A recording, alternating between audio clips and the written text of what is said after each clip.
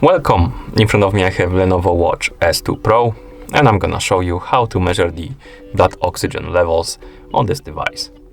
Before we start, a quick disclaimer. If you want to get the most accurate results, make sure to put your watch on your wrist, secure it tightly so it doesn't move around, and while you're measuring your blood oxygen levels, try to not move around too much, basically.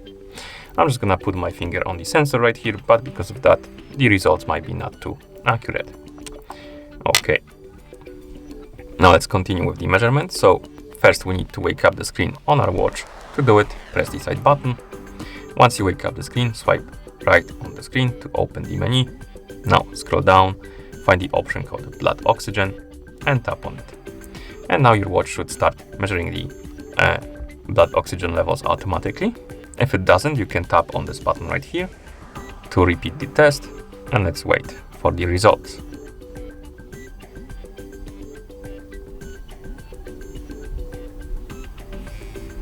And here we have the result.